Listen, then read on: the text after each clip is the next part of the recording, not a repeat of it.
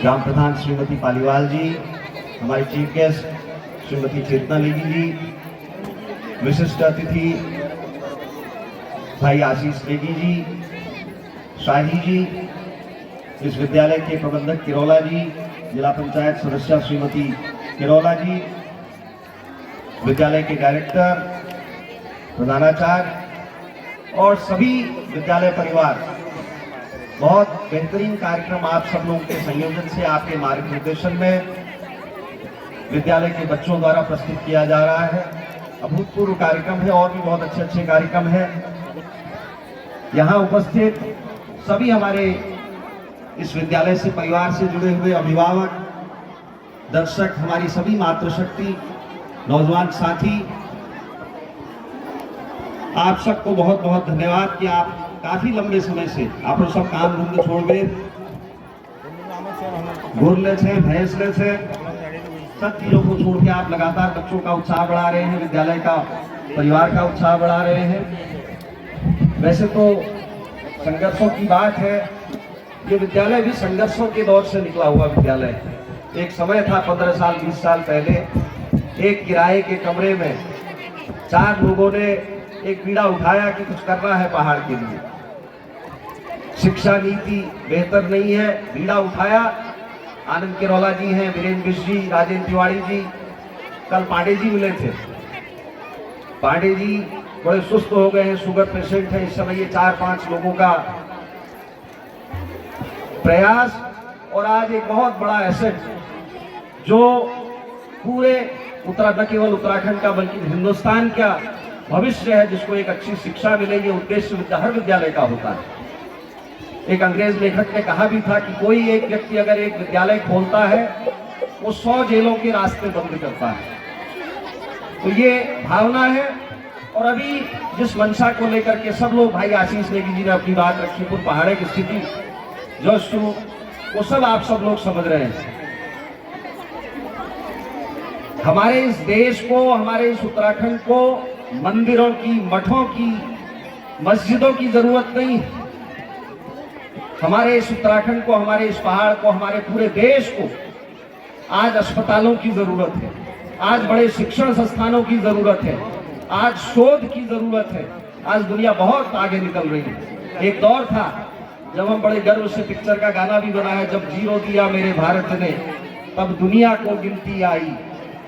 आज गाय, गोबर, गौमूत्र, इससे काम चलने वाला नहीं है। हमारे बच्चों को आज बड़ा कंपटीशन है। जो हम पुरानी बातें भी करते हैं, भगवान राम की शिक्षा दीक्षा गुरुकुल में हुई एक बेहतरीन शिक्षक के द्वारा, तब वो राम बन पाए।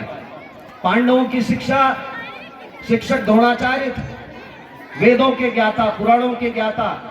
हमारे जितने शोध लिखे गए, 4 वेद, वो ऋषि मुनियों ने आश्रमों में लिखे।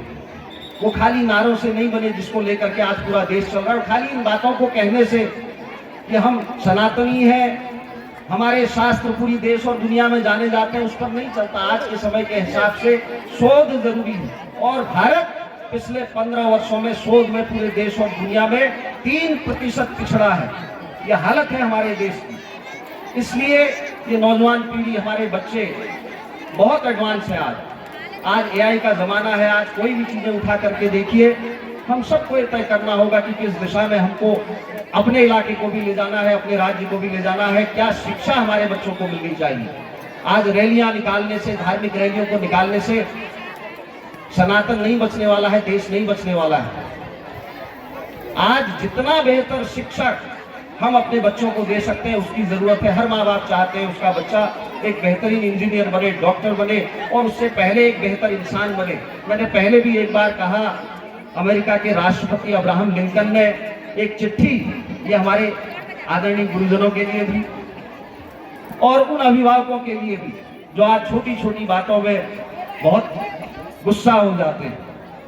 देश के राष्ट्रपति, अमेरिका के राष्ट्रपति ने अपने बच्चे के टीचर को एक चिट्ठी लिखी, गुरुजी मेरा बच्चा बहुत छोटा है, प्यारा है और आपके स्कूल में पढ़ने के लिए आ रहा है।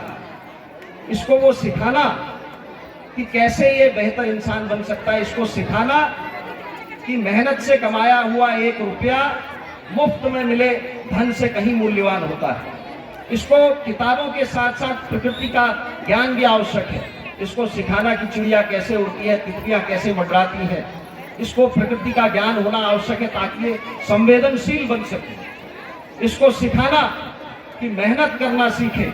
इसको सिखाना कि बुरे व्यक्ति में ही अच्छा व्यक्ति भी होता है। जरूरत इस बात की होती है कि हम उसको कैसे ट्रीट करते हैं। इसको सिखाना कि कभी कमजोर और निर्बल वर्ग को सताए नहीं, उनकी मदद करे, उन्हें आगे बढ़ाए। और ये वो सारी चीजें हैं जो भगवान राम ने भी करी। भगवान राम जब वनवास को गए तो सबसे पहले उन्होंने सबरी के जूठे बेर खाए।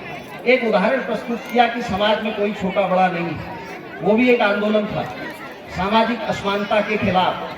बानरों की सेना, भालुओं की सेना, उसका मतलब था कि उन्होंने आदिवासी लोगों को बताया कि आप कमजोर नहीं हो, तो स्वयं भगवान थे, आप कमजोर नहीं हो, आप मेरे साथ चलिए। उनको एक एहसास कराया कि आप भी उतने ही ताकतवर हो जितने में ताकतवर हो। तो ये आवश्यक है आज के समय में बच्चों के लिए। और आज तो पूरा हमारी आधी आबादी मातृशक्ति, आप सबके निर्देशन में घर भी चल रहा है, विद्यालय भी चल रहा है, हमारे सारे तामझाम सारी चीजें बेहतर हैं। और रहा जहाँ तक पहाड़ की बात, वो लड़ाई पहले भी आप सब लोगों ने लड़ी है, आगे भी लड़ेंगे। एक छोटी सी कविता है, हम सब पहाड़ी हुना भल रिवाड़ी, तो मजबूत इमारत है जानी एक खाड़ी, मगर क्या यो नेता क्या जनता क्या हम तुम, सबे छा भूषण ढूंढ सबे छा भूषण ढूंढ। तो ये भूषण ढूंढ वाला जो लेवल हम पर लगा है उसको कैसे हटाया जाए, उसके लिए सब लोग एक बार पहाड़ के नाम पर इकट्ठा होइए। हमारे ये जैसा मैंने कहा कि मंदिरों मस्जिदों से ज्यादा जरूरत है हमको अस्पतालों की, बड़े अस्पताल बनाने की, बड़े शिक्षण संस्थान बनाने की, मजबूत शिक्षण संस्थान बनाने की। और हम सबका सपना यही था कि हमारा राज्य होगा तो हम इन सारी व्यवस्थाओं को बेहतर बनाएंगे, जो दुर्भाग्य से नहीं हो पाया। लेकिन नया नौजवान संकल्पित है। आशीष नेगी भाई, आशीष नेगी ने पूरा नौजवानों को जिस तरीके से मोटिवेट किया, बातें रखी, वो आज हर नौजवान के दिल में छाई है बातें। और वो सड़कों पर उतर रहा है, वो बेरोजगारी के खिलाफ लड़ रहा है, वो भ्रष्टाचार के खिलाफ लड़ रहा है, वो मूल निवास के लिए लड़ रहा है, वो राजधानी के लिए लड़ रहा है, वो आप सबके लिए लड़ रहा है। आवश्यकता इस बात की है, अपने घर के साथ साथ आप इन बाहर लड़ रहे बच्चों को भी अपना आशीर्वाद दीजिए। धन्यवाद। पुनः विद्यालय परिवार को एक बार बहुत बहुत साधुवाद। आपका 30 वर्षों का सफर जो एक किराए के कमरे से शुरू होता है और आज एक न केवल इस क्षेत्र का बल्कि पूरे उत्तराखंड में एक जाना माना शिक्षण संस्थान है। पूरा भटकोट ग्रामवासियों का भी बहुत बहुत आभार, जिन्होंने लगातार इस विद्यालय को आगे बढ़ाने में अपना हमेशा सहयोग दिया है। जय हिंद, जय उत्तराखंड, जय भारत।